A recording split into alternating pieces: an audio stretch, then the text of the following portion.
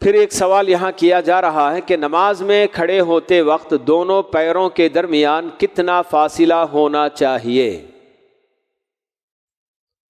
خود مصلی کے اپنے دونوں پیر یا ایک مصلی یا دوسرے مصلی کے دونوں پیروں کے درمیان، یہ جو نا فاصلے کی بات ہو سکتی ہے سوال میں۔ تو اس میں مصلی کے لیے کسی طرح کا کوئی فاصلہ نہ قرآن میں اور نہ صحیح حدیثوں میں بتایا گیا کہ اتنے فاصلے پر ہی دونوں پیر رکھنا چاہیے بلکہ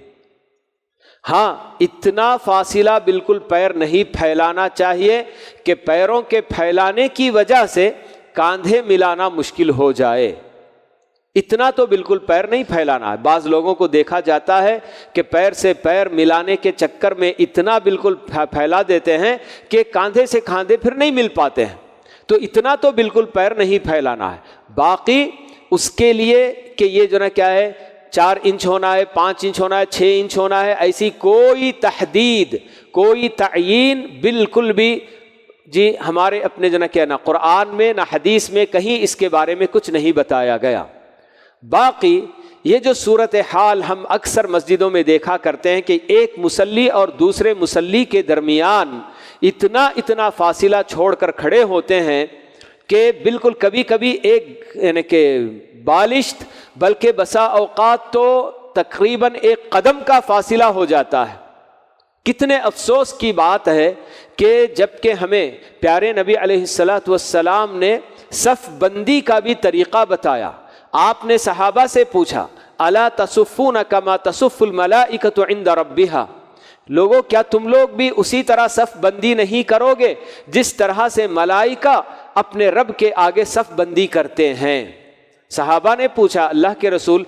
ملائکہ فرشتے کس طرح سے صف بندی کرتے ہیں؟ تو آپ نے فرمایا کہ ان کی صف بندی ایسی ہوتی ہے گویا کہ سیسا پلائی ہوئی عمارت ہو، دیوار،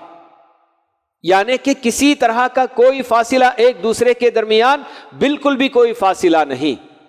ایک اور حدیث صحیح بخاری کی جس میں اللہ کے نبی صلی اللہ علیہ وسلم فرماتے ہیں من وصل صفا وصلہ اللہ ومن قطع صفا قطعہ اللہ، جس نے صف کو جوڑا اللہ اسے جوڑے، اور جس نے صف کو کاٹا اللہ اس کو کاٹے۔ یہ آپ کی بات ہے، مگر اس کے باوجود بھی یہ کوئی مسلک کی بات بھی مجھے نہیں سمجھ میں آتی ہے کہ کسی مسلک نے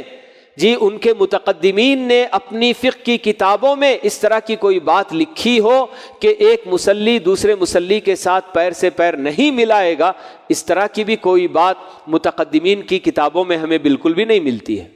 مگر اس کے باوجود جو صورتحال دیکھی جاتی ہے بڑے ہی افسوسناک جو نا یہ بڑی افسوسناک صورتحال ہے کہ کس قدر ہمیں جو نا صف بندی کے لیے حکم دیا گیا ہے کہ بالکل کوئی خالی جگہ نہ چھوڑو، شیطان کہیں اس میں سے داخل نہ ہو۔ ان سب کے باوجود بھی جی اللہ کے نبی صلی اللہ علیہ وسلم جب صف میں آتے نماز پڑھانے کے لیے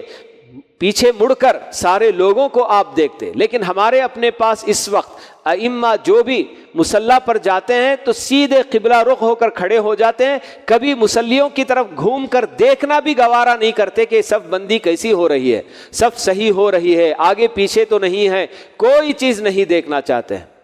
تو یہ بڑے افسوس کی جو نا بات ہے۔ تو نماز میں کھڑے ہوتے وقت ہمارے اپنے دونوں پیروں کے درمیان کا بھی کوئی فاصلہ ہم کو شریعت میں نہیں بتایا گیا کہ اتنے فاصلے پر دونوں پیر رکھنا ہے۔ ہر آدمی اپنی اپنی سہولت کے حساب سے جو اس کے لیے آسان ہو تو اس قدر وہ اپنا پیر جو نا رکھ سکتا ہے۔ البتہ جب صف میں کھڑے ہو کر جی باجماعت نماز ادا کی جاتی ہے تو ایک مصلی اور دوسرے مصلی کے درمیان کوئی جو نا فاصلہ بالکل بھی نہیں ہونا چاہیے۔